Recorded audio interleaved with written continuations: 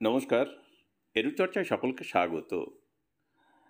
আমরা দেখতে পাচ্ছি কয়েকদিন যাবৎ এসএসকেএমএসকে শিক্ষক নেতৃত্বের কেন্দ্রীয় কমিটির সিদ্ধান্ত অনুসারে বিভিন্ন এলাকায় এমএলএদের এসএসকেএমএসকের উন্নতির জন্য বিভিন্ন সময়ে স্মারকলিপি প্রদান করা হচ্ছে এবং অবশ্যই এই স্মারকলিপি প্রদান এক ইতিবাচক কাজ।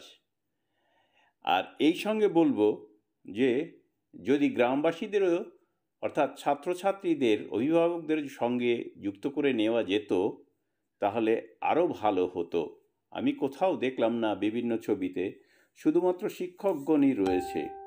ফলে এই শিক্ষকগণ যখন শুধুমাত্র থাকে বা অন্য লোক যখন দেখে এগুলো, তখন তারা মনে করে এটা বুঝি শুধু শিক্ষকদেরই স্বার্থ। এটা যে শুধুমাত্র শিক্ষকদের স্বার্থ তা নয়, তা বোঝানোর জন্য গ্রামবাসীকে সঙ্গে নিলে ভালো হয়। কেন? সেই নিয়েই আমি এখন আলোচনা করব। প্রথমত, এসএসকেএমএসকে উঠে গেলে তিনটি বিষয়ে কিন্তু মূল ক্ষতি হবে। এক, শিক্ষকগণ চাকরি হারাবেন, সেটা ঠিক আছে, কারণ এসএসকেএমএসকের শিক্ষকদের বেশিরভাগেরই বয়স বেশি। ফলে তারা হয়তো 30 সালের মধ্যে রিটায়ার করে যাবেন, তাই চাকরি হারানোর ভয় তুলনামূলকভাবে কম। কিন্তু চাকরি হারাবে সেই রাঁধুনিগণ,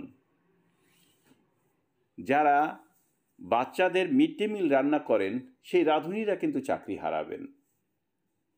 তৃতীয় ক্ষতি, গ্রামের, যে গ্রামে এই শিক্ষাকেন্দ্রগুলো রয়েছে সেই গ্রামের ছেলেমেয়েরা কিন্তু ওখানেই পড়াশোনা করে।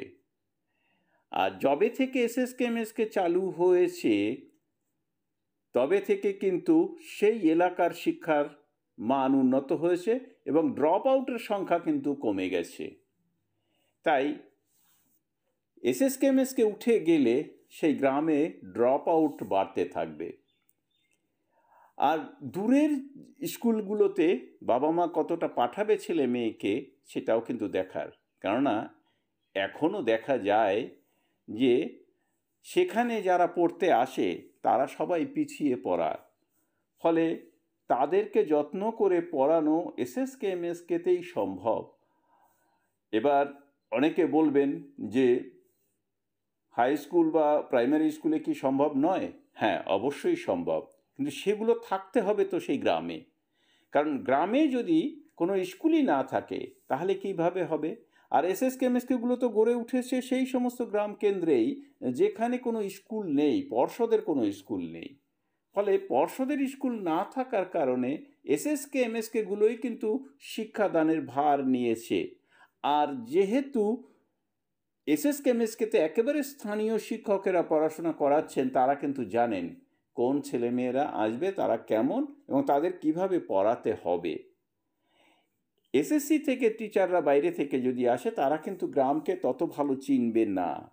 এবার প্রশ্ন হচ্ছে যে এসএসকেএমএসকে থেকে তো টিচার সব চলে যাবে, তাহলে এসএসকেএমএসকে উঠে যাবে।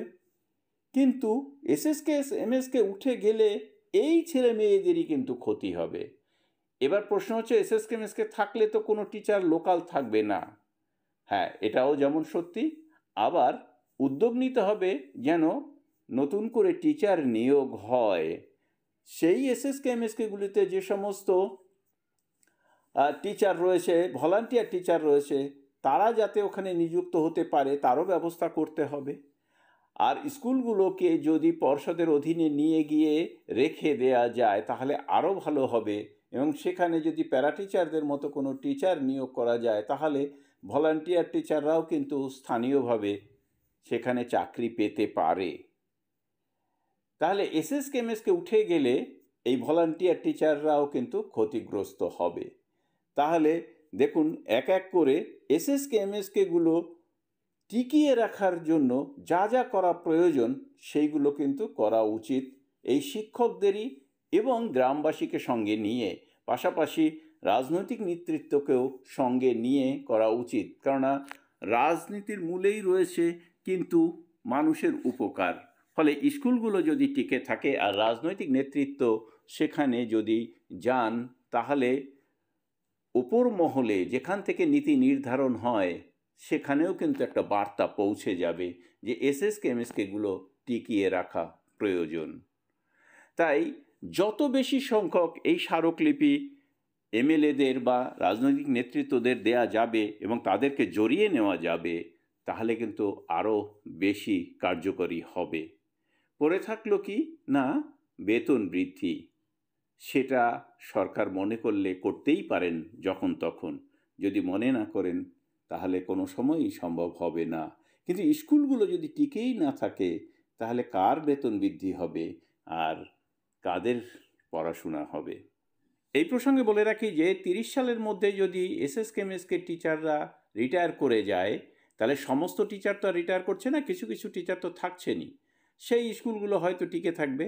আর এখনও অনেক স্কুলেই কিন্তু সেই ভলান্টিয়ার টিচারদের দিয়েই চালানো হয় শিক্ষকের অভাবে।